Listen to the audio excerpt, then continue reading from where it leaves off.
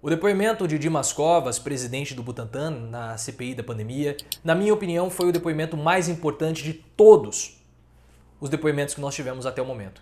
Esse é um depoimento que responsabiliza e também incrimina Bolsonaro, assim como todos os outros depoimentos também incriminam e responsabilizam Bolsonaro, mas esse vai um pouco além, porque ele mostra o retardo deliberado do presidente da República em vacinar a população.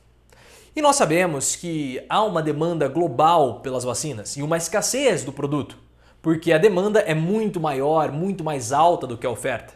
E mesmo que Bolsonaro desejasse, seria impossível imunizar toda a população brasileira de um modo rápido. Porém, nesse contexto de escassez que foi colocado, era necessário que Bolsonaro acelerasse a aquisição de vacinas e isso não aconteceu. Na verdade, Bolsonaro fez completamente o oposto. Bolsonaro retardou o máximo que ele pôde a compra das vacinas. E isso foi provado tanto com o depoimento de Carlos Murilo, diretor da Pfizer, como de Dimas Covas, presidente do Butantan. A estratégia era basicamente a mesma. Chegava a um determinado ponto, na hora de fechar o contrato, tanto com a Pfizer quanto com a Coronavac, e aí o governo começava a retardar as negociações, as iniciativas, retardava a compra. Simplesmente parava de responder os e-mails ou começava a criar empecilhos. E isso acabava dificultando a aquisição das vacinas. Somando as vacinas que foram ofertadas pela Pfizer com as vacinas da Coronavac, nós poderíamos ter mais ou menos 40 milhões de doses até o final de dezembro de 2020. Segundo o depoimento de Dimas Covas, nós poderíamos ter começado a vacinação no Brasil em novembro. Em novembro, teríamos sido o primeiro país no mundo que teria iniciado a vacinação. Isso corrobora com a fala de Mandetta no primeiro depoimento da CPI que falou que a vacinação poderia ter começado no Brasil em novembro. E nós temos estrutura para isso. Nós temos um sistema de saúde especializado em aplicação de vacinas. Nós temos laboratórios para isso. Uma estrutura completa, perfeita e pronta para vacinar a população. Mas nós não começamos por conta de Bolsonaro. A culpa é do presidente da República. Ele atuou para retardar as vacinas de modo deliberado, porque Dimas Covas mostrou isso hoje. Inclusive desmentiu o Eduardo Pazuello, porque Pazuello falou que não tinha recebido nenhuma ordem de Bolsonaro para cancelar as compras. Mas as falas de Bolsonaro, as falas dos bolsonaristas, a fala do presidente, não, vamos cancelar o contrato, é claro que congelaram as negociações. E o próprio Butantan falou isso hoje. As falas de Bolsonaro atrapalharam, retardaram as negociações. Nós poderíamos ter começado e ter uma quantidade muito maior de vacinas hoje do que nós temos. A população poderia ter sido duplamente vacinada. Nós teríamos o dobro de vacinados no Brasil se nós tivéssemos feito o nosso dever de casa que Bolsonaro não fez. E aí, perguntado por que Bolsonaro começou a não responder os contratos, começou a rejeitar as ofertas de vacinas do Butantan, Dimas Covas simplesmente falou, porque o governo nunca, no nosso entendimento, nunca acreditou na importância das vacinas. Bolsonaro nunca levou a sério a vacinação, ele nunca acreditou que as vacinas eram importantes. E por quê? E aqui está a grande diferença entre o crime de responsabilidade e o crime contra a humanidade. Seria crime de humanidade contra a humanidade se isso fosse o amadorismo do governo, que o governo é muito amador. Olha, o contrato veio, caiu no spam, nós não respondemos, não tivemos a capacidade, muito menos a habilidade para fazer a negociação, seja com a Pfizer ou com o Butantan. Os nossos técnicos eram ruins, então nós deixamos passar, mas não foi amadorismo. Bolsonaro, ele fez proposital. Ele não acreditava de modo proposital na importância das vacinas porque ele acreditou na imunização de rebanho. E isso está ficando cada vez mais claro com todos os depoimentos que nós recebemos. Bolsonaro queria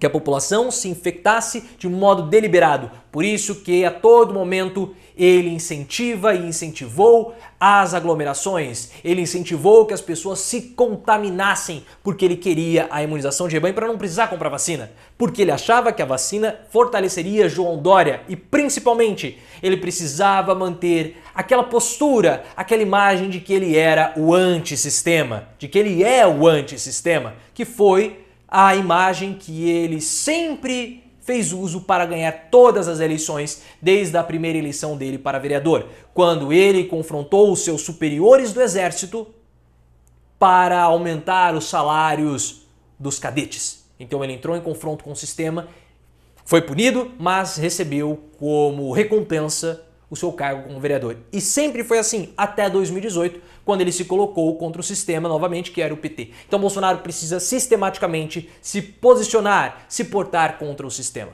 E a imunidade de rebanho que foi defendida por ele começa a ficar muito mais claro, porque Osmar Terra hoje compartilhou um artigo científico da Nature, que eu comentei hoje mais cedo, falando que as pessoas que acabam se contaminando pelo vírus de modo natural têm uma imunização mais prolongada. Mas isso não significa que nós deveríamos adotar esse procedimento para imunizar a população, porque nesse processo as pessoas morrem, diferentemente da vacina, que é um vírus mais controlado, uma quantidade mais controlada do vírus. E Osmar Terra já começa a se justificar por esse crime contra a humanidade. Porque não foi crime de responsabilidade, não foi amadorismo, foi de modo intencional. Bolsonaro falou, eu não vou comprar as vacinas, eu quero cancele as vacinas. E ele fez todo o possível, além de retardar a compra de vacinas, ele boicotou, porque as falas que ele teve com a China prejudicaram a produção da vacina aqui no Brasil, prejudicaram a vacina da Coronavac produzida no Butantan, e o próprio Dimas Covas falou sobre isso no seu depoimento. E além disso tudo, nós temos que lembrar o depoimento de Mayra Pinheiro, a capitã cloroquina. Mayra Pinheiro falou para todos que a imunização pelo vírus, pela contaminação natural, é muito mais eficiente, é muito melhor do que a imunização pela vacina. Ela falou isso na CPI, isso está gravado, isso está nos registros da CPI. Fora que ela também defendeu que a imunização de rebanho ela é eficaz em pequenos grupos. Agora, o que são pequenos grupos? Uma cidade de 700 mil habitantes é um pequeno grupo quando você compara com um grupo maior, que é toda a população brasileira? Então essa era uma tese defendida por Bolsonaro, essa era uma tese defendida pelos apoiadores do governo e por aqueles que aconselhavam o presidente da República. E o que aconteceu com Bolsonaro? Como todo o país começou a pedir vacinas e a produção começou em São Paulo, Bolsonaro, para manter aquela imagem de sendo o antissistema, e aqui eu estou dando a justificativa que você não viu em lugar nenhum, porque eu escrevi aqui o livro e daí desmitificando a farsa Bolsonaro, o livro até caiu. E no capítulo 2 eu explico a política do confronto, que essa política que a todo momento Bolsonaro precisa confrontar alguém, colocar um inimigo para poder atacá-lo e dessa forma manter o gado ativo. Se você não quiser comprar o livro, o link está aqui na descrição, procure na playlist de nome E daí Desmitificando a Farsa Bolsonaro aqui no canal, o capítulo 2, a web aula do capítulo 2. Então o que aconteceu? Quando o país inteiro começou a falar de vacinas, quando João Dória começou a falar de vacinas, Bolsonaro, para mostrar que ele era contra o sistema, porque o sistema começou a pedir vacinas, ele se posicionou de modo contrário e apostou na imunização de rebanho, porque ele acreditava que se colocando contra o sistema, ele manteria o mesmo público que o elegeu em 2018, que foi o público que nega a política, que foi o público que queria uma ruptura do sistema que nós estamos vivendo, e elegeu o Bolsonaro por conta do seu discurso. Ele acreditou nisso, ele quis manter essa postura, e na hora que ele viu todo mundo falando sobre vacina, ele se colocou de modo deliberado contra a vacinação, porque ele acreditou na imunização de rebanho.